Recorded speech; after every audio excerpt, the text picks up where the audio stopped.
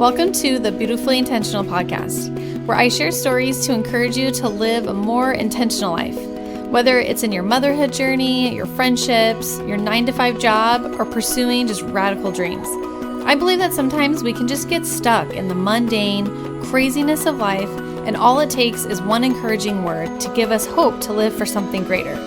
I share stories of living intentional through the simple things like self-care, clean spaces, parenthood, and going after your dreams. My hope is at the end of every episode, there's a fire set deep within your soul that says, I can do this. And that maybe today is your day to find the beauty in the things that go unnoticed and start living a more intentional life. This is Cassandra Lau, and welcome to Beautifully Intentional. Welcome to the bonus episode 2 with Nomandra. Hi.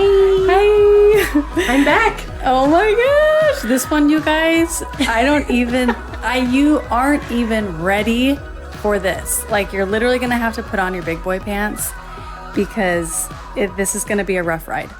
I do just have to preface that in this episode, we will be talking about things that are not necessarily kid appropriate, might not even want your teenager to be listening to. So definitely listen to this one with headphones on, or when you're just by yourself, or when you're at the gym, or like any other time than while you're like snuggling your small children.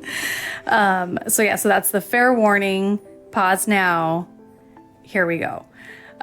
So in this episode, I invited Naomi to come back and talk to us because she is beautiful and smart and gorgeous and 30 and still single. And she has been in the dating world for a solid decade. And so I would say longer. Right. None of us are counting, but no one's counting. Yeah.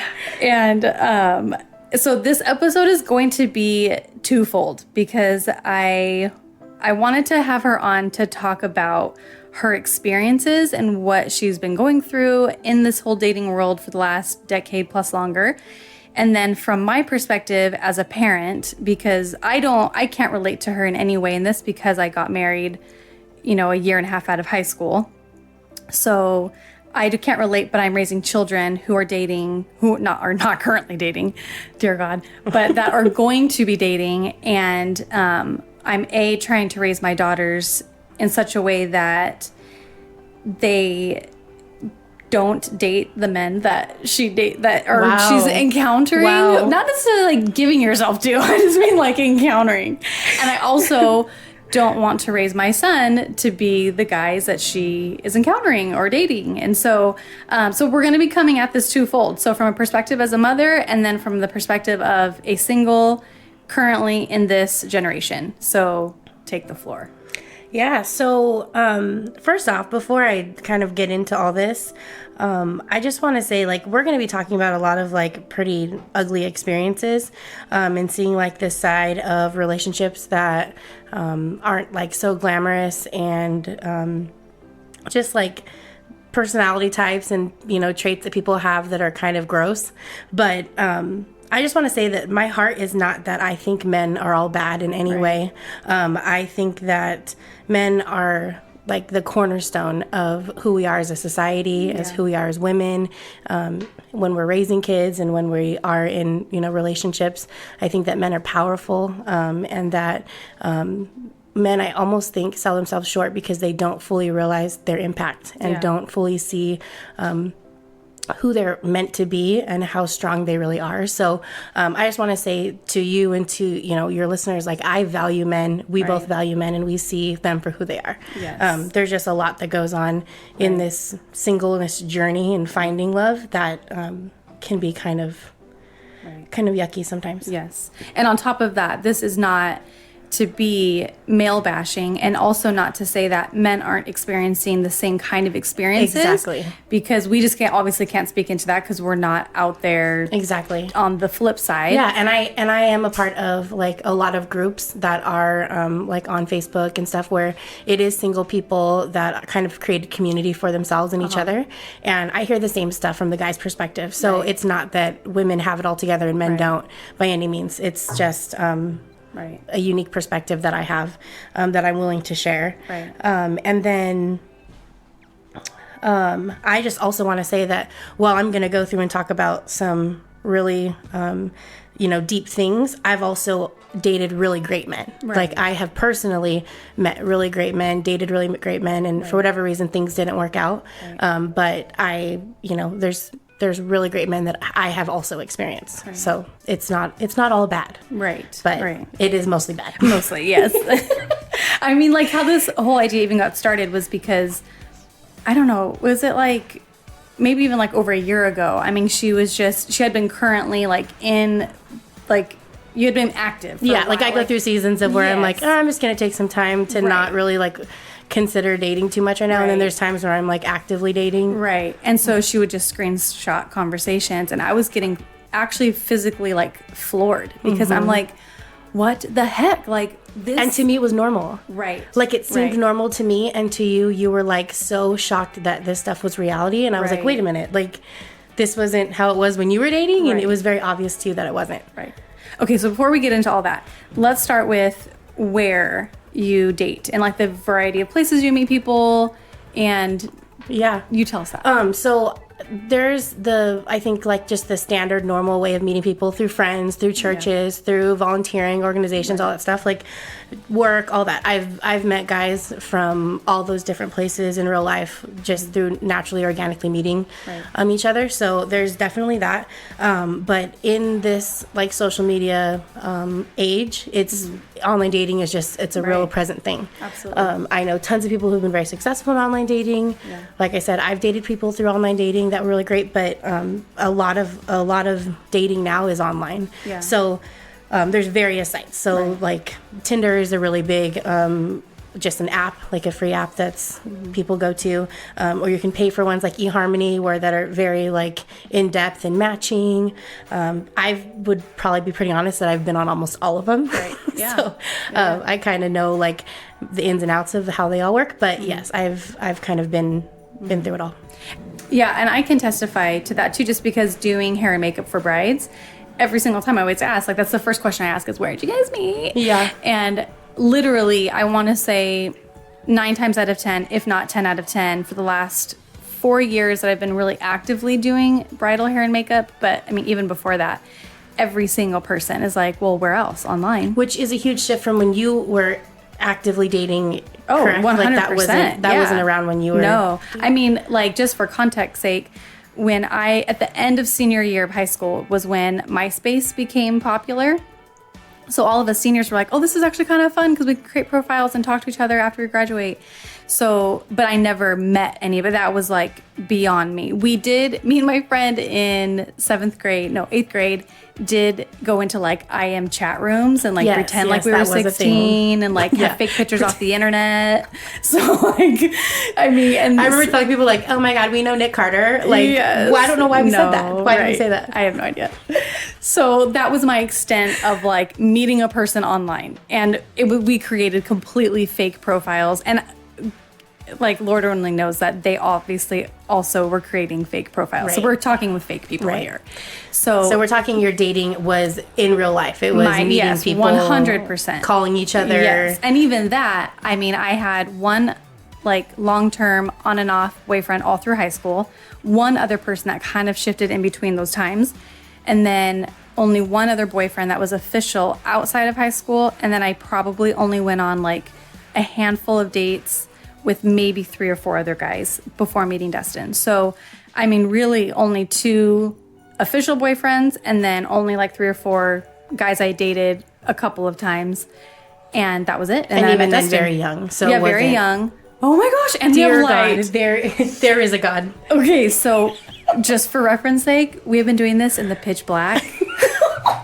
We have full-time jobs. I'm a mom. I mean, when we have something on the books, we got to go for it. Right. This was calendared. This was calendared, so we went for it, even in the dark, and we just got light. So, hallelujah. Power has been restored. Absolutely.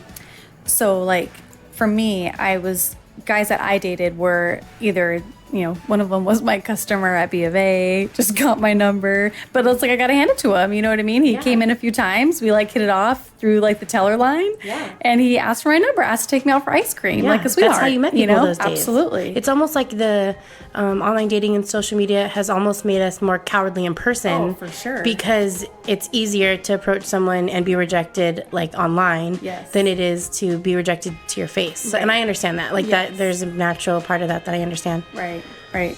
And so that, and then or just through church or friends of friends or at the mall. Right. Per our last conversation, bonus episode 1. I don't think we ever explained that we went to the mall, and I literally, though, went out with that guy, like to 3 different dates. Yeah. Oh, I don't even know that I know that. Yes. I met him at his other location, ended up going to his house. Do you remember this? Okay, I do remember that, actually. Yeah. Okay.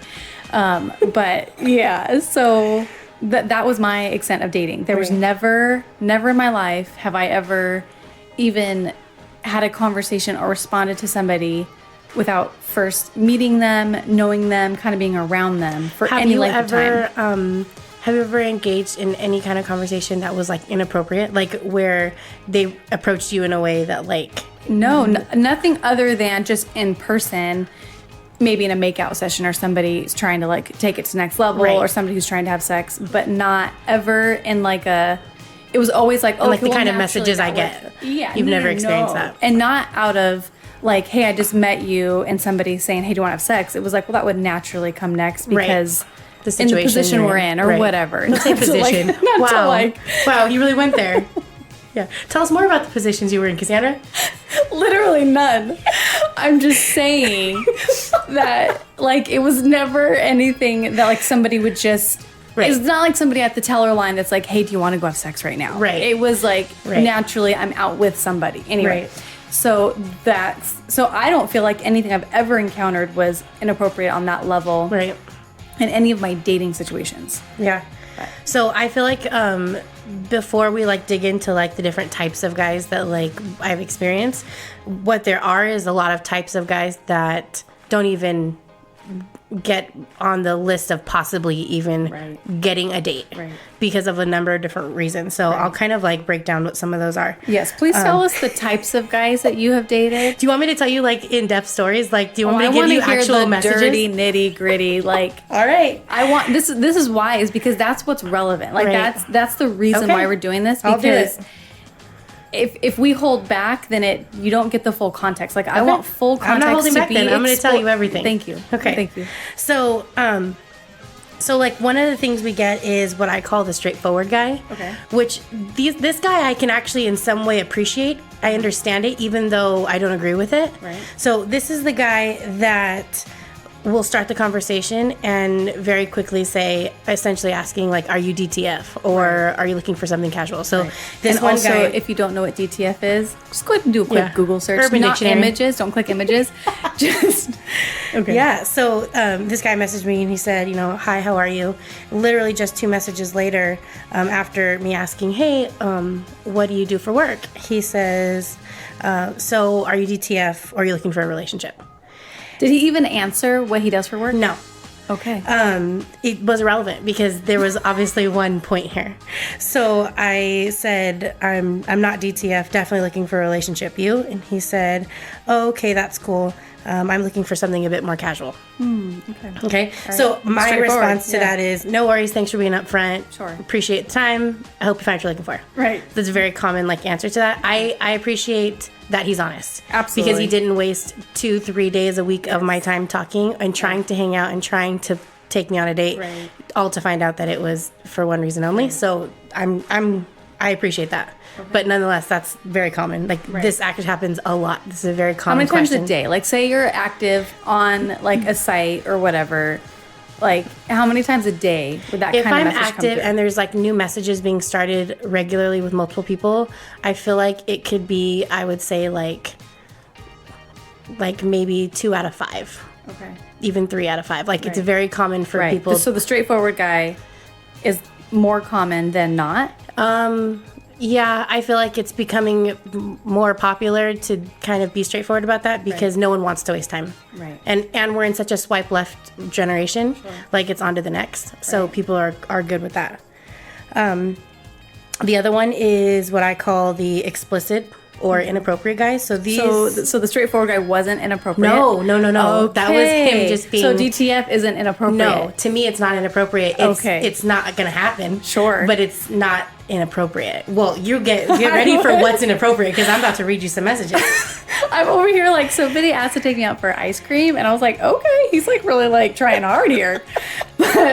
Okay. So this guy, I was in a conversation with him for a very short period of time, but was really fun. This one was really fun because we had a very similar like music in common, and like we both went to festivals a lot, and so we were talking a lot about festivals, and he kept interjecting with, I think you're so sexy, or what, like, yeah, but I mean you're super cute though. Like it was very much like he was pushing, and I knew where this was going, and I entertained it just so I could see like where this was going to go, and sure enough it did not disappoint. Sure. So a couple messages in, he had made a couple comments, like I said, and then he says something like, we should hang out sometime. And I said, well, what city do you live in? He said, I live in LA. And then he said, and by the way, you look so effing sexy. Mm-hmm. And I said, thank you. I appreciate it.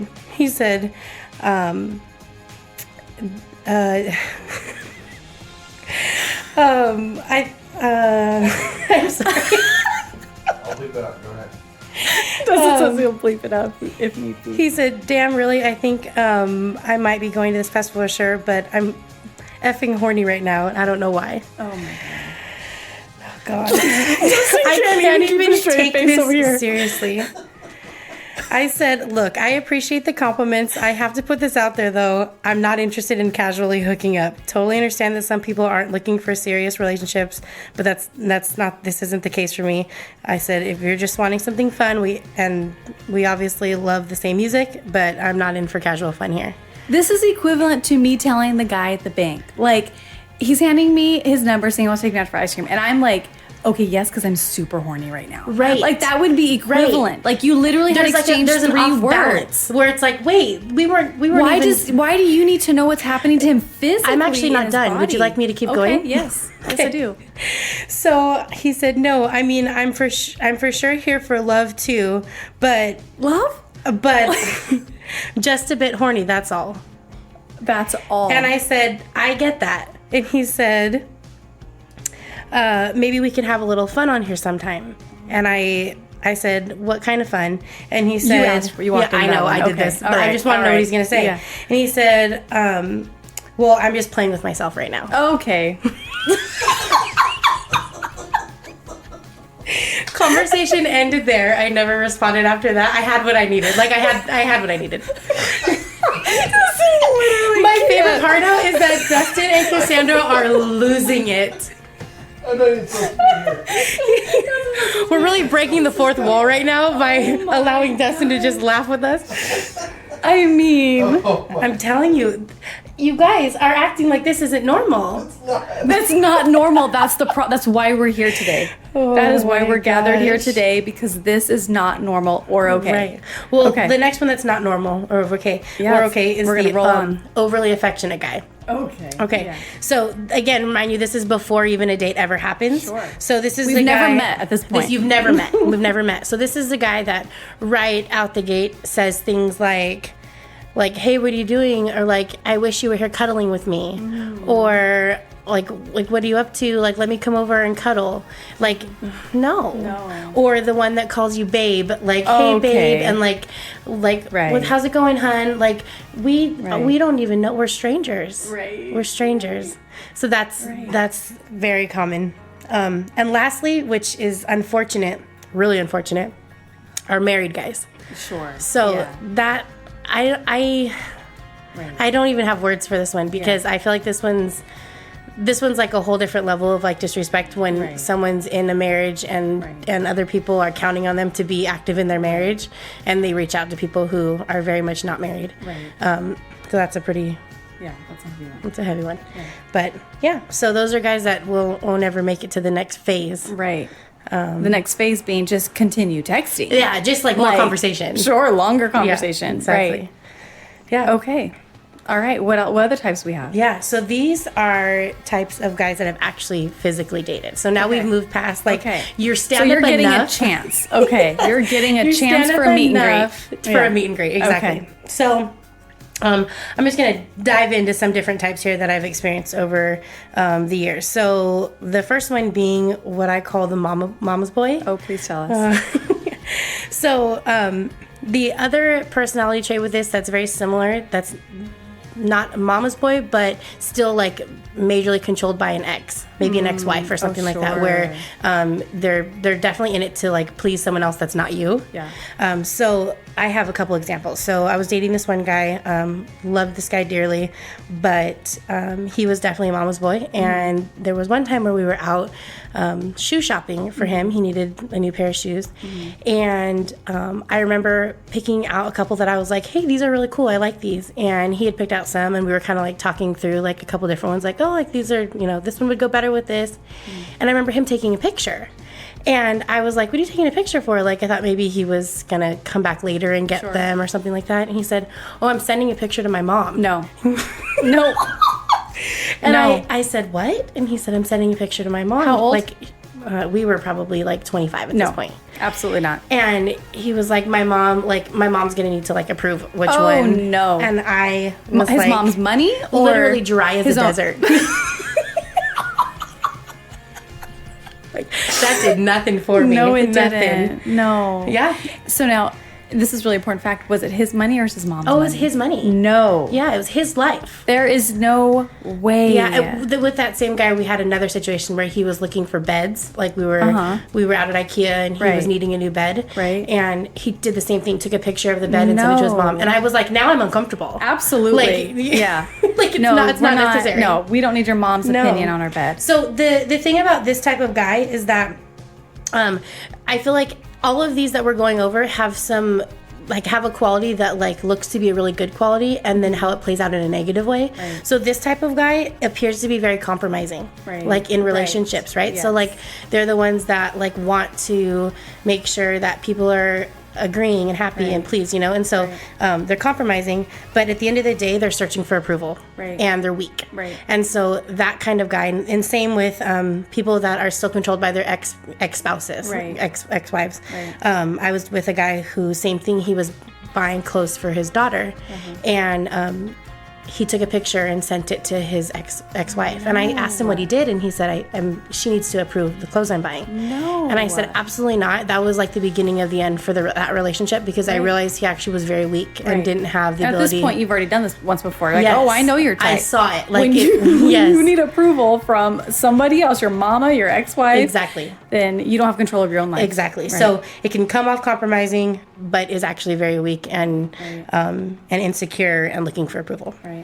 Another one is just a classic player type. We all know this guy. Yeah. These are the guys that will ghost you and then they'll come back, or they cheating, and you find out they're living a separate life. I've had all of that. One guy in particular, we were kind of going through the motion of seeing if it was something that could work for us.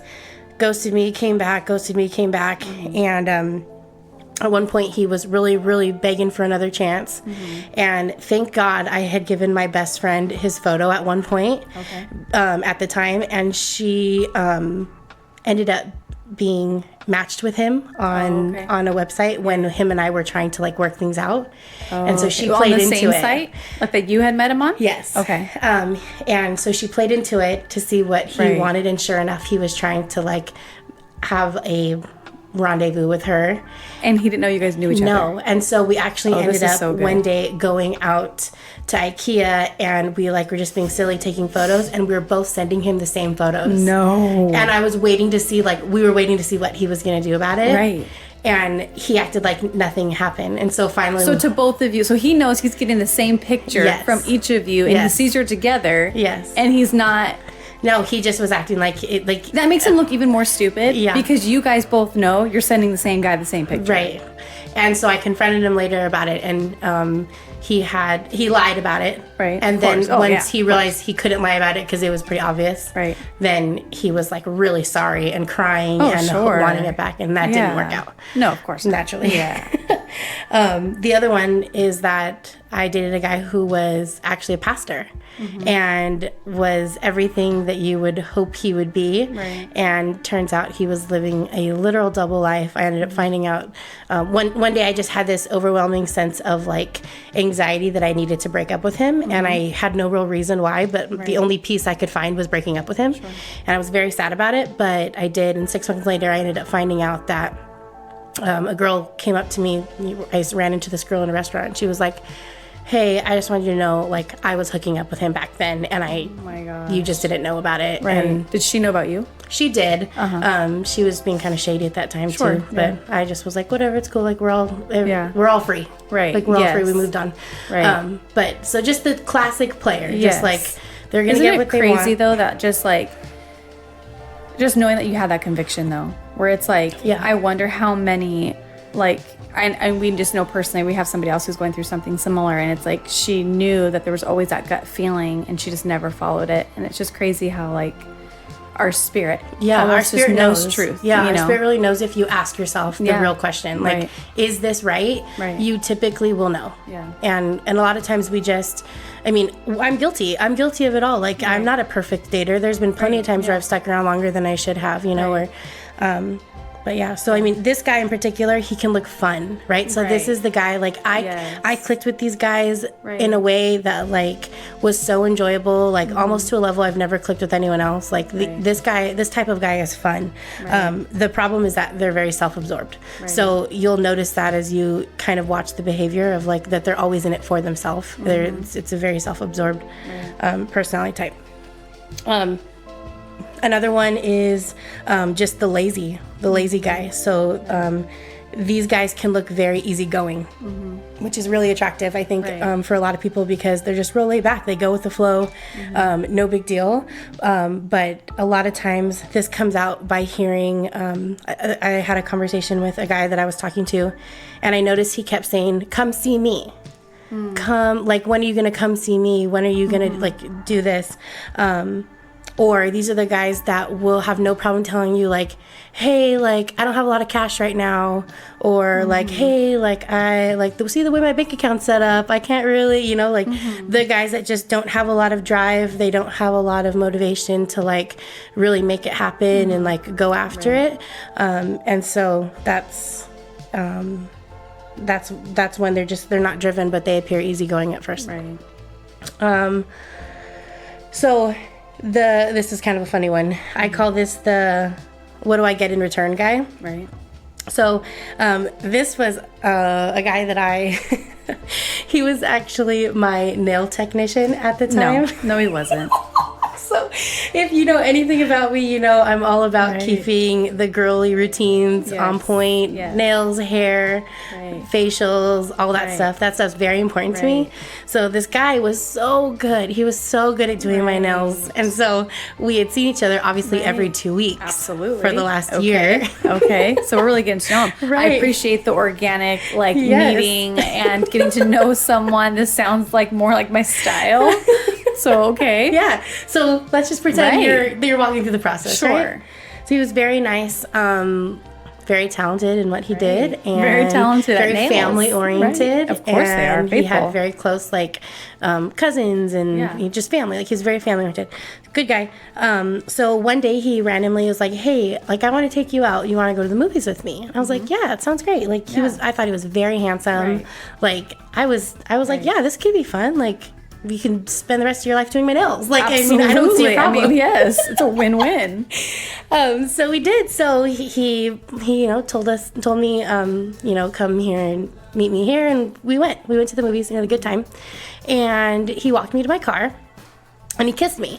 And I typically, if like a date's going somewhat okay, I almost expect at this point, unfortunately, like as a girl, I expect that guys are just naturally going to decide they want to kiss you. Like that's also probably a big shift from when you were dating. Right, yeah. Back then you had to like make sure someone was on board. Yeah. Nowadays guys just kind of like assume that works. Yes.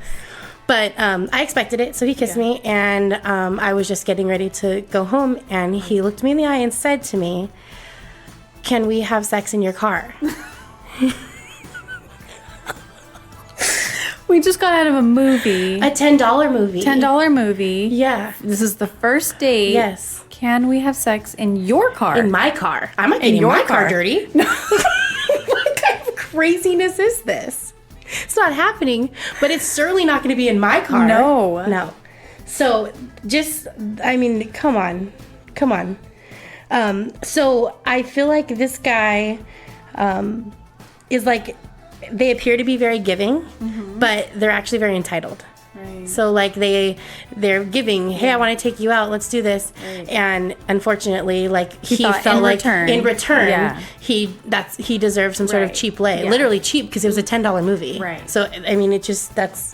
it's entitled. Right. Oh, this next guy. Okay, so this is the I'll have what she's having guy. If there's one that drives me crazy, it's Right. this one. Right. So I met this guy that we had a lot in common with music. Also, we met at a festival, actually. And so stayed in contact after the festival and ended up spending some time together after, and he was very into me. And I was not sure about him. I was willing to give it like a shot and see how it went. But I started noticing that every time we hung out, his opinion was my opinion. Anywhere we went, anything I ordered, he ordered. Like if it was Okay. like, hey, like, what do you want for lunch today? And it's like, well, what do you want for lunch today? And it's like, whatever you want. Right. And if I wanted spaghetti, he wanted spaghetti. If I wanted pizza, he wanted pizza. If I thought A dirt salad. He wanted dirt Yeah. salad. Right. exactly. Right. And so I find that personality type to be so unattractive, because it's like, grow a backbone. Like, have your own opinion. Like, let's not agree. Right. I like not agreeing. Right. I think not agreeing is kind of cool. Right. So that one is another personality type that can appear very pleasing, but it's actually passive and lacking identity. Right. So they don't quite know who they are, what they want, and so whatever is working for them at the time is who they want. It's kind of like the Julia Roberts movie where she doesn't know what eggs she likes. Right. Every guy that she dated, I think it's Right. Runaway Bride. Yeah, Every guy she dated, she had a different egg that she liked, is because she didn't know herself, you know. Yeah. And so it's pretty common, which again can appear really pleasing, and a lot of people can like that someone really wants to please them and give them what they want. But yeah, that one was a hard one for me. The another one is what I call the give you the world guy. This Doesn't one is sound bad. right, But somehow he's on the bad list. Right. So right. This one was particularly funny for me and you as we dealt with this guy together. Okay. So You'll who remember is him this? as I begin to Okay. tell the story. But I know you and I went back and forth on this guy for quite a few days, because this guy appears so incredibly charming and sacrificial.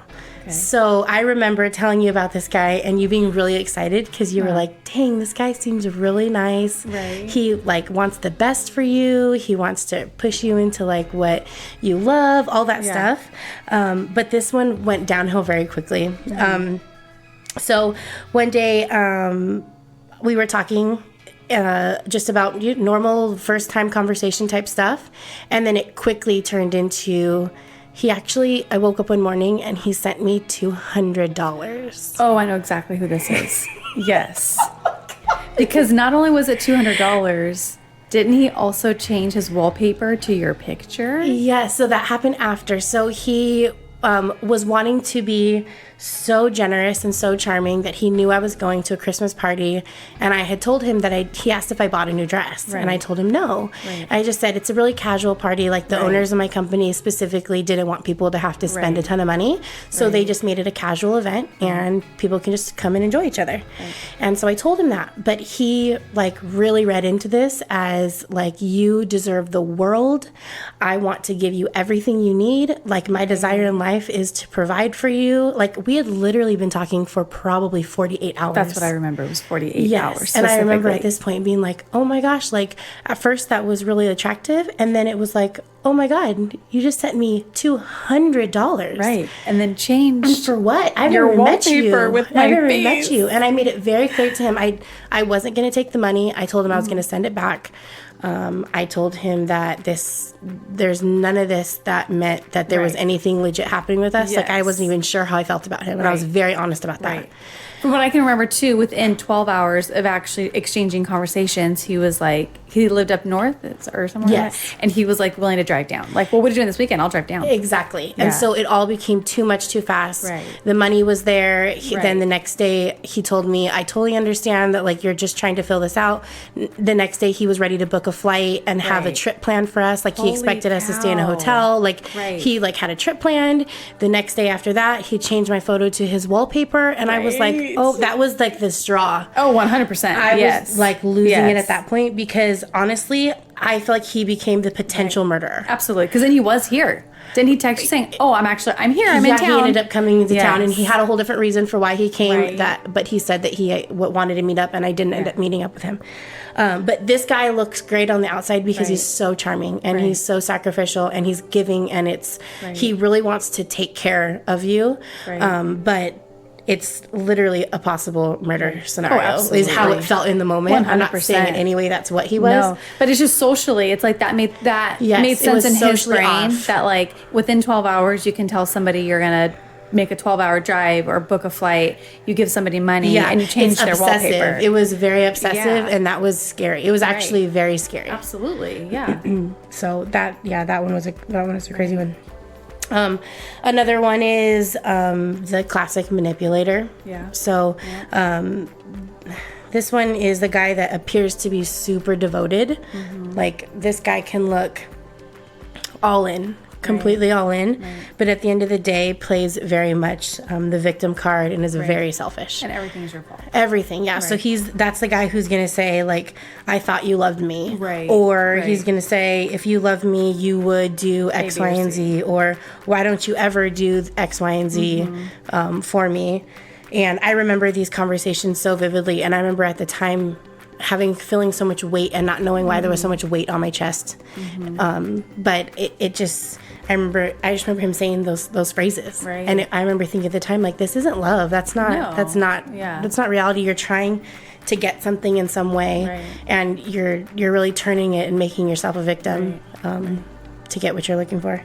And what's scary about those guys is that you're at least a strong enough and self-aware enough person to recognize that, like, no, I don't owe you anything, and this isn't what love looks like. But they get to that point because for so long they really do convince women that, like, and it could be about anything. It could be about sex, it could be about money, it could be about just time and attention, it could be jealousy, it could be anything. I mean, this guy was all of them. So it was so confusing to me navigating that, because again, that person appears so devoted. Like, that's the person who's all in. But it's so false. It's such a fake version of what all in really is. The other one, this is interesting. I call this one the down for equality guy. So this is the guy that is probably going to either not pay for your date, or is going to be willing to let you go half, or like, is going to put the ball in your court about that. I've had guys do that didn't step up to pay for something. And, to be honest, well, we can dive into that here in a second. So the other one is that he probably isn't going to open doors. He's not going to be a classic gentleman. He's not going to be the one that's going to be as pursuing. He's going to be the one that's going to assume that women are going to pursue him or going to pursue the relationship. They don't believe in gender roles. It's going to be very, like, we're very equal, so either one of us can do either one. And, on some of this is kind of one of those things where it's like different strokes for different folks kind of a thing. Like, I totally am about equality. I'm totally about empowerment. This guy's going to look very empowering. For me personally, that doesn't work. I really believe strongly in gender roles for my own personal life. I know not everyone does, and that's cool. But this guy isn't gonna do it for me.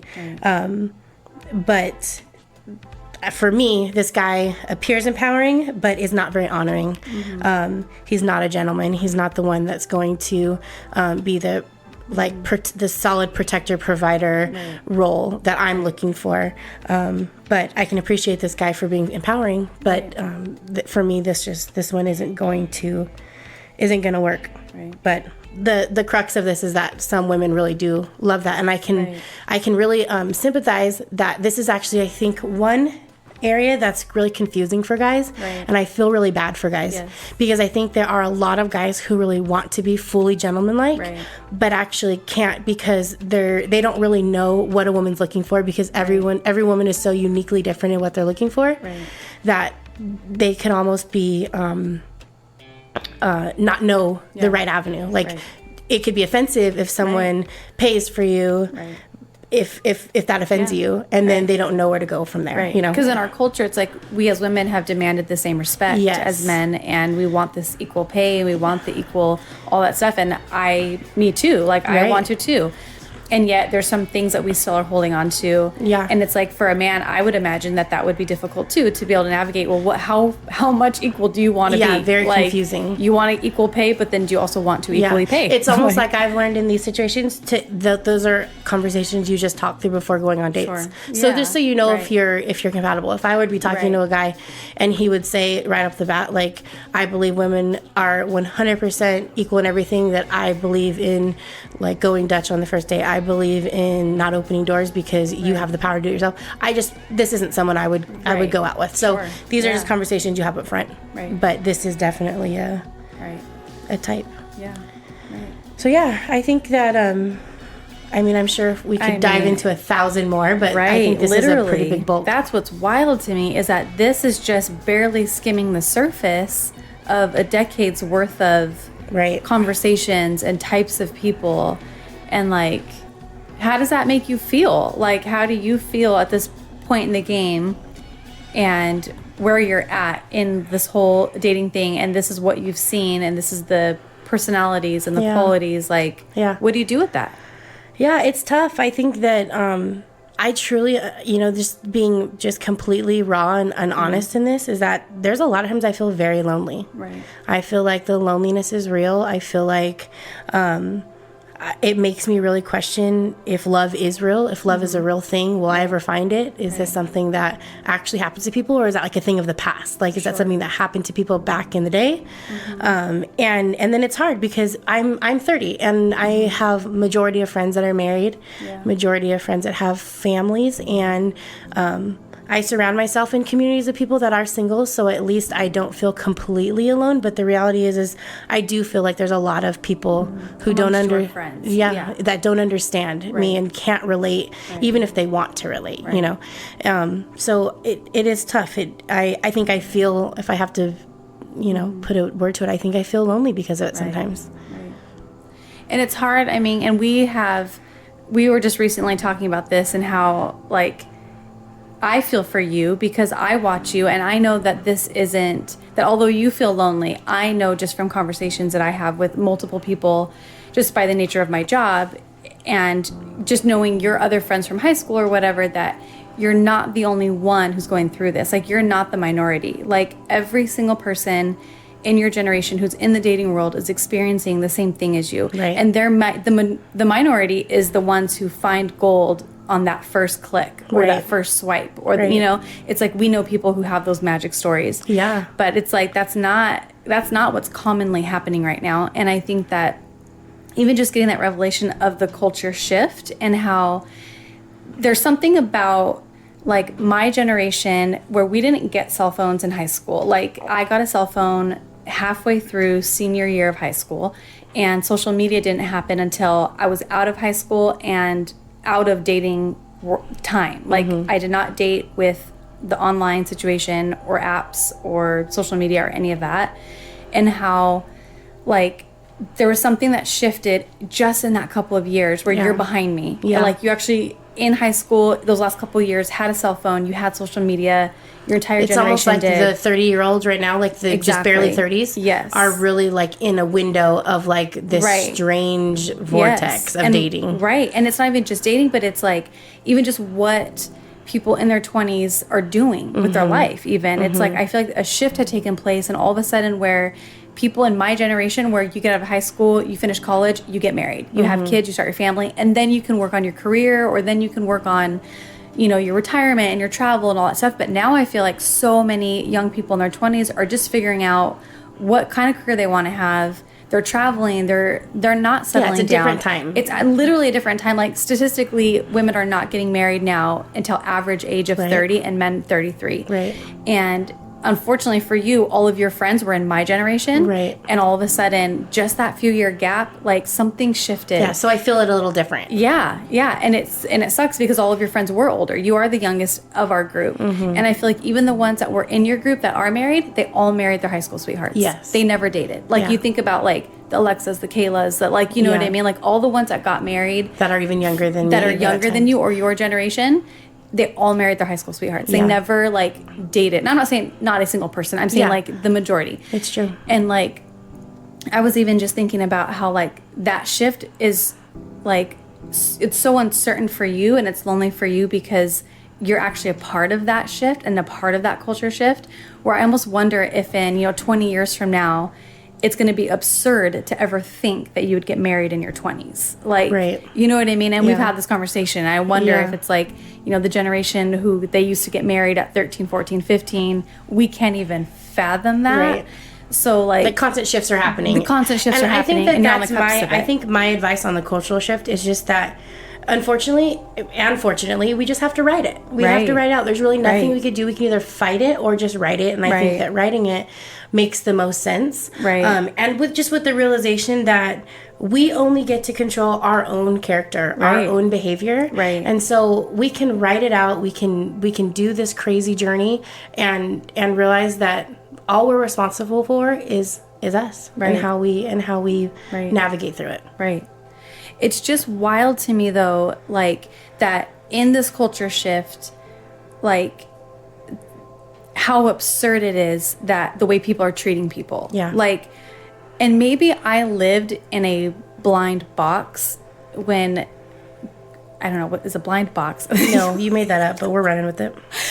But like, I just can't even imagine. I try to make it equivalent to what you deal with through social media or through these apps with these conversations that you just read out to us, and that happening in real life in person. You know what I mean? It's like if that same amount of people would just come to me and ask those questions or do those things or have those moves, and it's like that would be mind-blowing to me. And it's like that culture shift. Like, how do we change that? Can we even change it?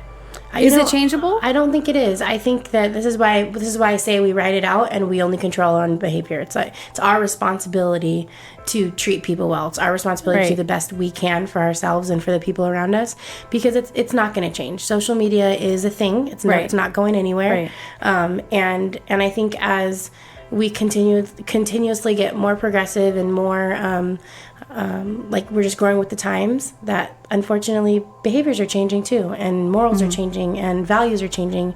And but why do they have to change for the negative? Like, why can't we shift them for the positive? That's interesting though, because you and I might think that's negative, but some may not. So I think that there's a lot of this that's just relative. It's completely up to one's perspective. And I guess like I can't even imagine why anybody, and maybe this is just me being super ridiculously closed-minded, but why anybody would be okay with another person wanting to put a part of their physical body inside a part of your physical body and thinking that they actually deserve or have the right to implement that on you, I mean, or force that on it's you, or ask that of you. A switch in just values and morality. So you and I are much more conservative when it comes to like the value that we place on sexuality, value we place on relationships. But the reality is not everyone feels that way.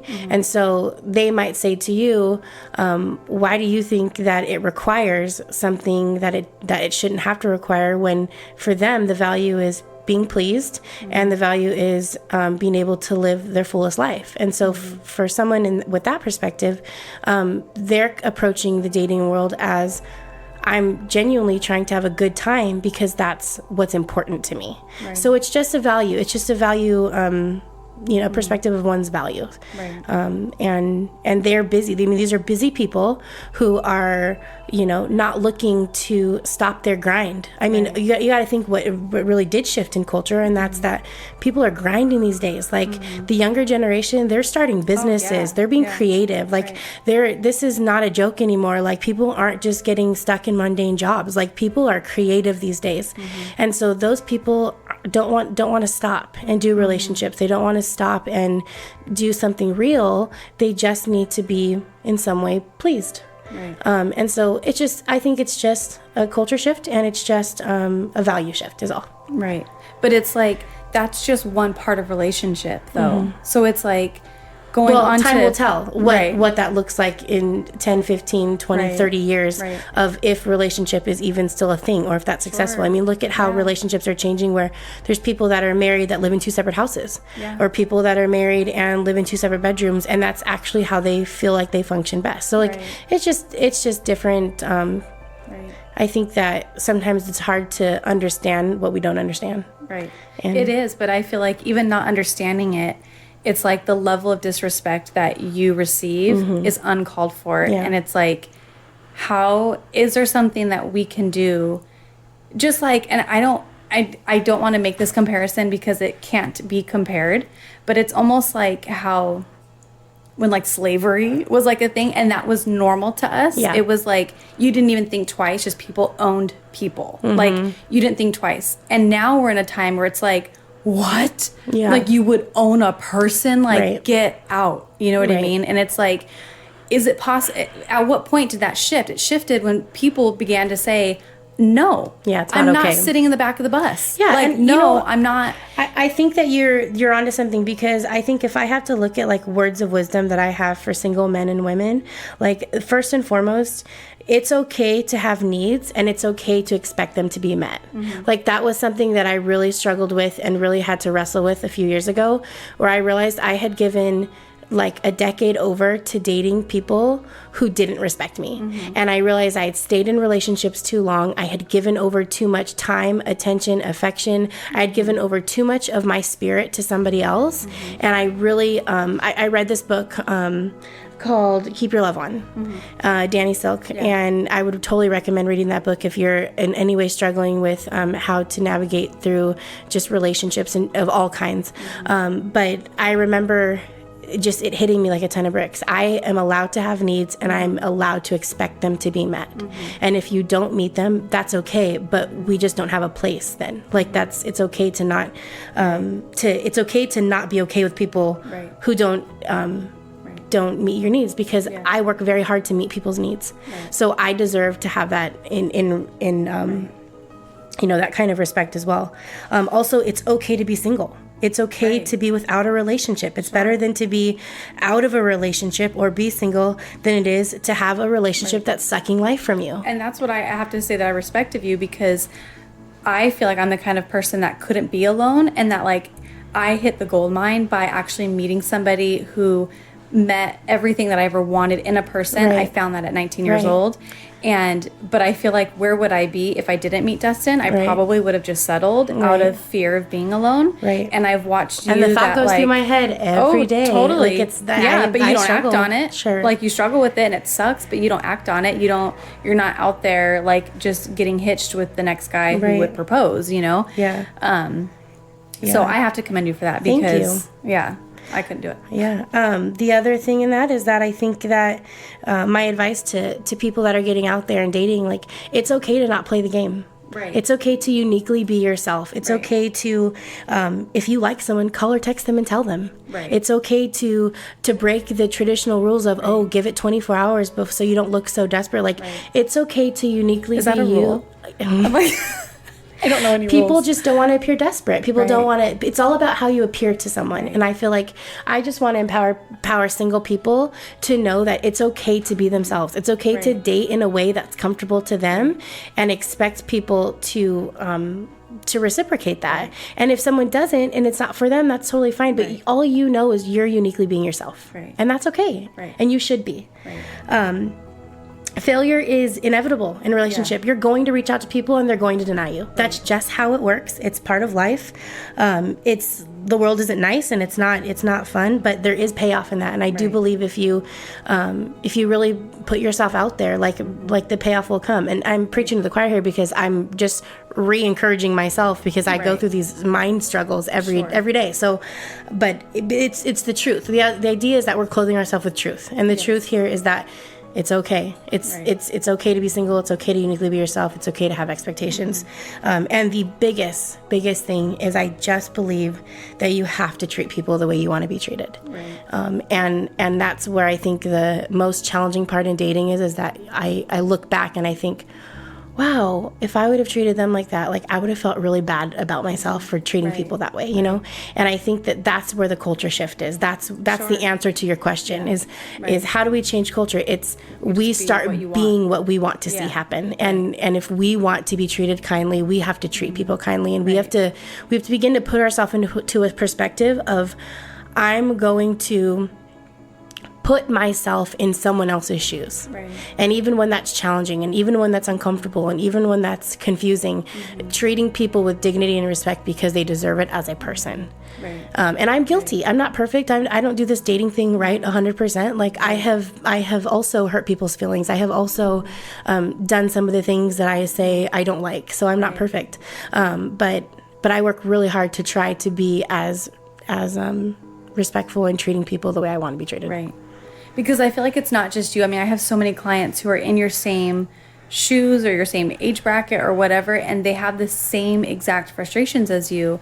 And I'm like, man, like, I feel like I'm just such a fixer. Like, there has to be an answer. Like, how do we change this? How do we fix this? Because it's not okay, you know? And so yeah, and for me as a parent, it's like my daughters are going to go into this world. Yeah. And it's like, what can I do to prepare them that like these are the kinds of people that you're going to come across. Yeah. This is the world that you are going to date in, and how to remain unjaded, to remain like steadfast, to remain like just standing up for what they want. And like, and it's hard because it's not even like about your wants, because love is so much more than just what your wants and your needs and all of that. But it's like just what you deserve. Yeah. It's like, I don't ever want them to feel like, well, this is just how culture is. So this is how I have to date because I don't have a choice. This is culture. You know, here's my question for you. Like, what is your advice? What is your unique perspective on how to raise your boy?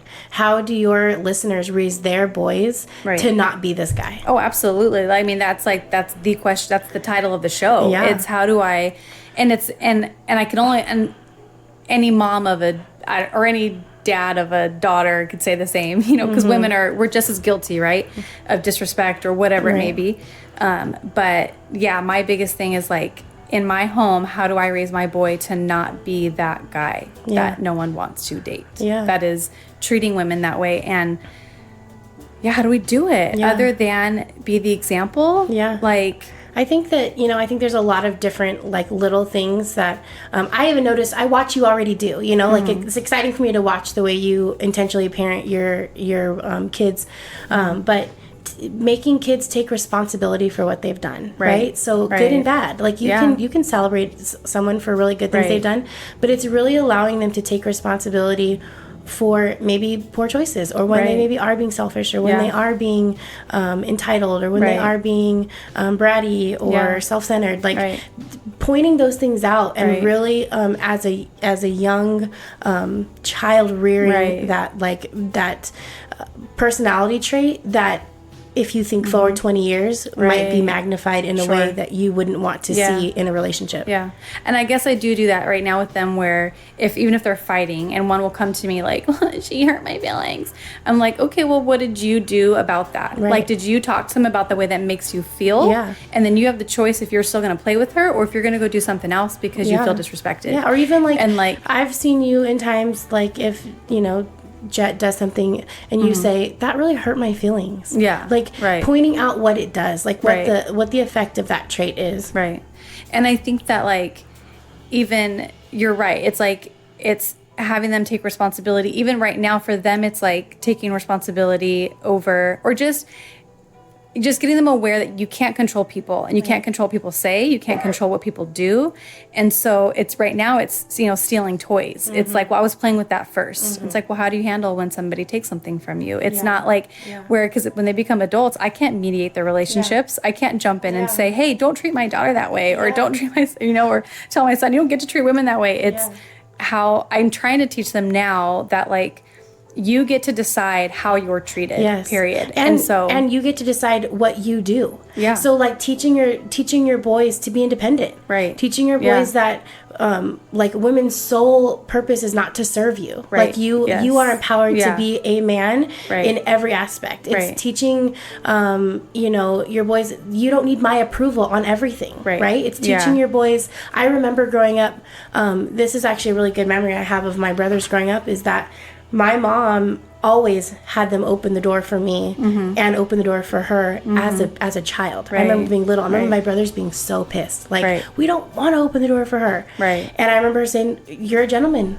That's just how it's going to be. Sorry. Like, and so it's just instilling those values, like, at a young age of like, this is how we honor someone. Right. Let's teach you how to honor someone. Let's teach you how to respect somebody. Let's teach you how to take responsibility.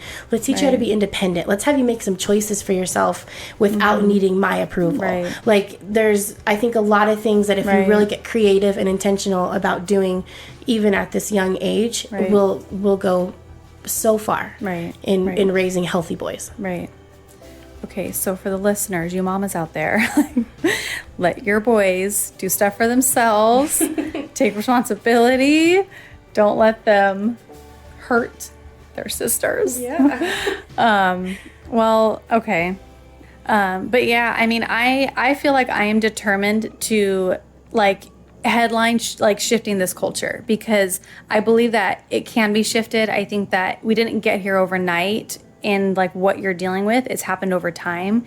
And I think that it is shiftable. I think that I believe in the good in humanity. I believe that like we can like get to a point where we're so disgusted with who we are and who we've become and how we treat people that we can change it, And so yeah, I don't have all the answers, but I think that like together we do. So to all of my listeners, I'm gonna comment on my last Instagram post or my current one in regards to this topic and give me some ideas. Give me some ideas if you're a parent on like what we can be doing together to teach our sons to respect women and to teach our daughters how to respect themselves, or like share some wins. Like tell us what you're doing that is shaping if you have good teenagers boys. And you have good stories, or if you are single out there, just like what you're doing to overcome the situation. And hit up Naomi, okay? Heck yeah. For one, if you feel like even for her you have advice, or if you need encouragement, totally. Like what's your Instagram handle?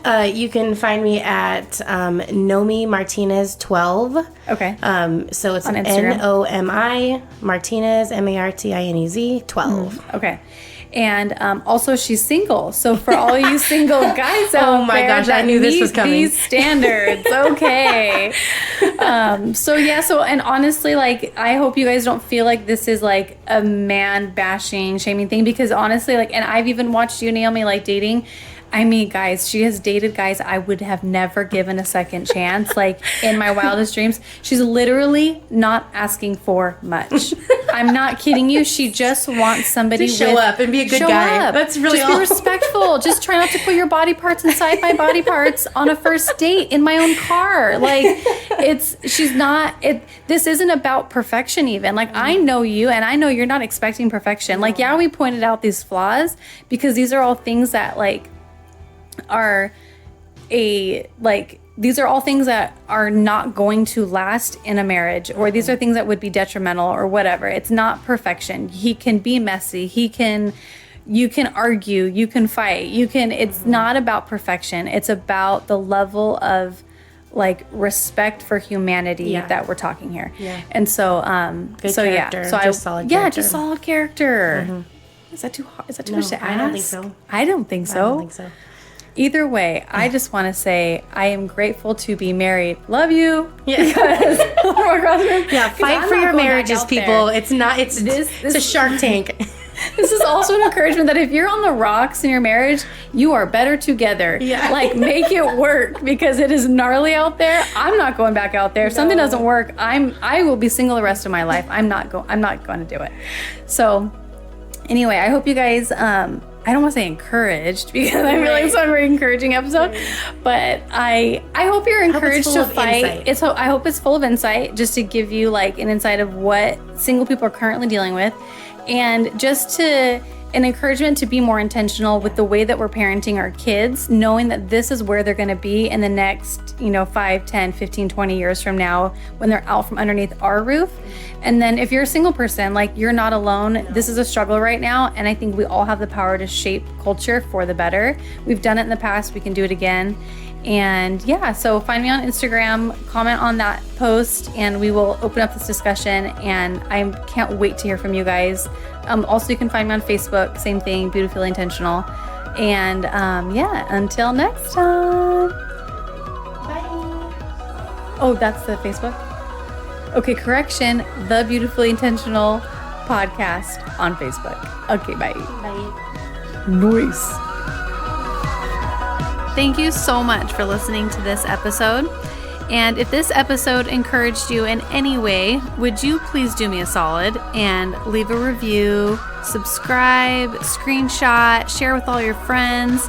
I would just so deeply appreciate it. Reviews and shares help spread the word, and maybe there's someone out there that you know who needs to hear this that I don't necessarily know, and this is the best way to do that. So let's try to get this thing rolling off the ground. Would that be awesome? You can find me on Instagram at just Cassandra Lau. That is where I hang out every day, and you can kind of just see me in my more real life and laugh at me in my stories because, they can be comical sometimes. So I hope you have a good day and take care.